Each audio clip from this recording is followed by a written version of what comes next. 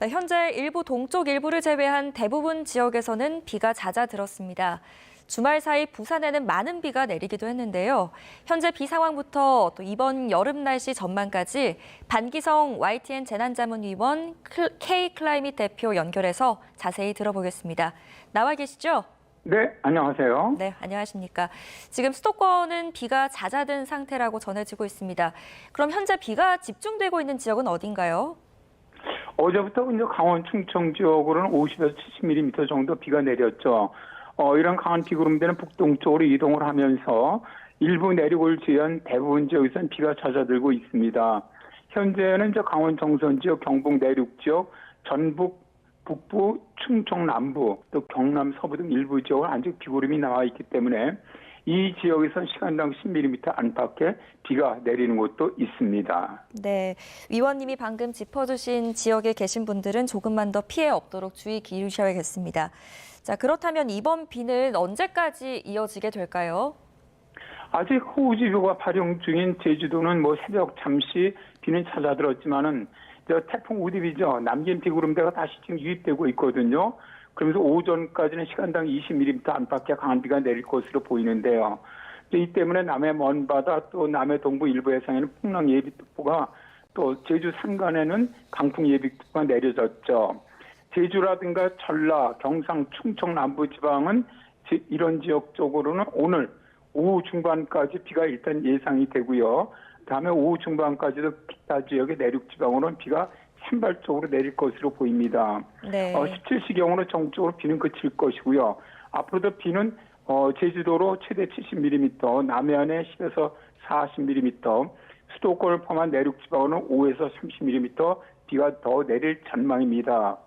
일단 비는 그치고요. 오늘 내일과 모레는 동부 내륙 지방 중심으로 소나기가 예상되지만 이번 주 중반까지는 아주 무더운 날씨가 이어질 것으로 보이고요. 그리고 목요일 밤부터 네. 다시 장마 전선이 북상하면서 중부 지방으로도 장마가 시작될 것으로 예상이 됩니다.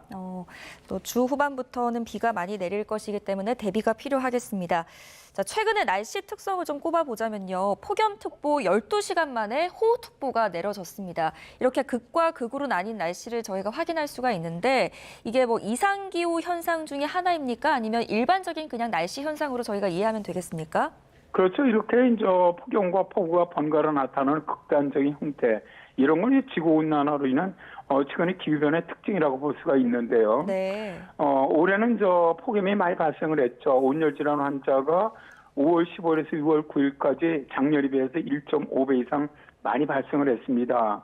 그리고 이제 최근에 여름의 형태가 폭염이 발생한 후에 강력한 호우가 발생한 이런 패턴이 되풀이되고 있는데요.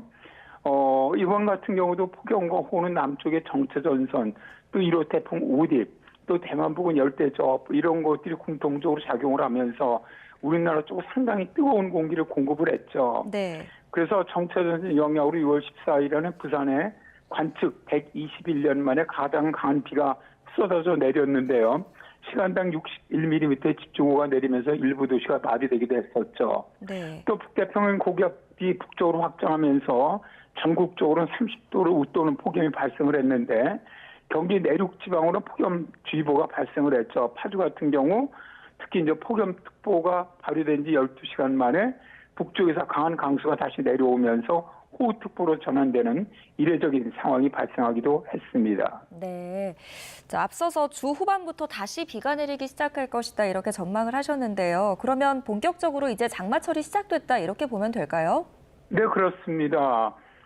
제주도는 예년보다 일주일 이상 빨리 장마가 시작됐고요. 중부지방은 이번 주 목요일 밤부터 장마가 시작된다면 역시 평년보다는 한 6일 정도 빨리 장마가 시작되는 건데 일단 기상청은 올해 3개월 전망을 발표하면서 기온은 평년보다 6월은 대체로 높고 7월과 8월은 높을 것이다 라고 예상을 했고요. 네. 그다음에 강수량 같은 경우도 6월은 평년보다 많고 7월과 8월은 평년과 비슷하거나 다소 많을 것으로 예상을 했습니다. 네. 그러니까 일단 올 여름은 폭염, 그다음에 집중호우 상당히 빈번하게 나타날 것으로 예상했다고 보시면 되겠습니다. 네, 폭염과 집중호우. 그리고 이제 이 시기에는 태풍 이야기 안 해볼 수 없지 않겠습니까? 1호 태풍인 우딥이 오늘 새벽 중국에서 열대 저압부로 약화됐다는 소식이 전해졌습니다. 올해 태풍 전망 해주신다면 어떻게 해주시겠습니까? 올해가 역대 5번째로 태풍이 늦게 발생한 해입니다. 근데 이렇게 태풍이 늦게 발생한다는 것은 태풍이 만들어지는 조건이 좋지 않다는 뜻이죠. 네. 그래서 태풍이 이제 올해부터 늦게 시작됐던 해들을 갖다 쭉 보면은 평년보다 특히 1998년 그 니콜 태풍이 늦게 발생했죠. 7월 9일에. 이때는 태풍이 16개가 발생을 했습니다. 그래서 태풍이 평년보다 약간 좀 발생이 좀 작아요. 네. 그런 영향도 있고요. 그러다 보니까 기상청도 우리나라에 영향을 주는 태풍은 올해는 평년과 비슷하거나 적을 것으로 그렇게 예상을 했습니다. 네. 자, 과거에 늦은 태풍이 온 해에는 지역별 강수 패턴이 극단적으로 나타나기도 했는데요. 올여름에도 이런 경향이 반복될까요? 역대 첫 태풍이 가장 늦었던 1998년에는 올해와 마찬가지예요. 태풍이 장마가 좀 일찍 시작했습니다. 6월 12일에 첫 장마가 시작됐고 그다음에 47일간 장마가 이어졌는데 이건 역대 두 번째로 긴 장마였습니다. 그러니까 서울 같은 경우는 장마 때는 비가 적게 내렸지만은 7월 말부터 8월까지 아주 집중호우가 계속 쏟아졌던 그런 특징이 있었고요.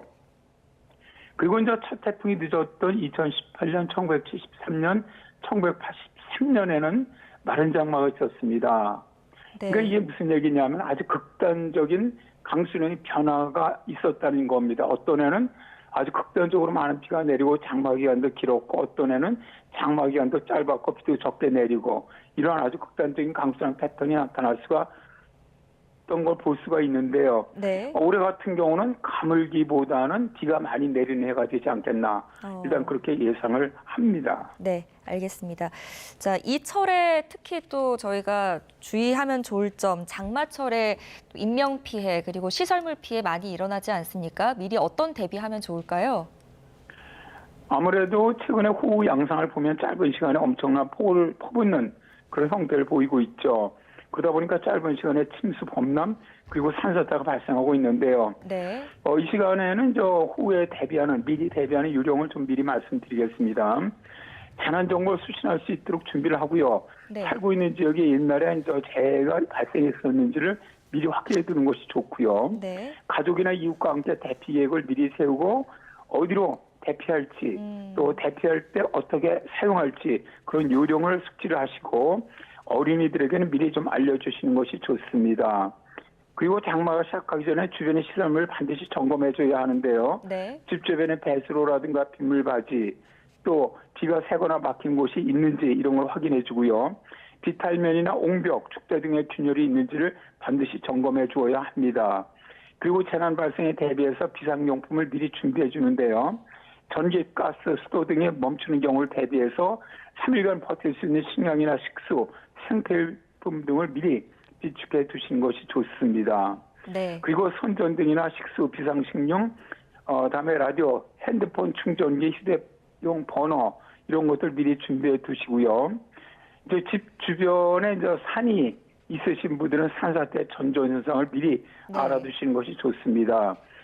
땅이 울리고 산비탈에서 갑자기 많은 양의 물이 샘솟을 때나 바람이 불지 않는데도 나무가 흔들리거나 넘어질 때, 계곡의 상류에서 과도한 흙탕물이 밀려올 때, 또 산비탈 흙이 무너지거나 독이 굴려 내려올 때 네. 산사태 발생할 가능성이 매우 높습니다. 이럴 때는 미리미리 대피하시는 것이 좋겠습니다. 네, 알겠습니다. 여기까지 듣겠습니다. 지금까지 반기성 YTN 재난자문위원 K클라이밋 대표와 함께했습니다. 잘 들었습니다.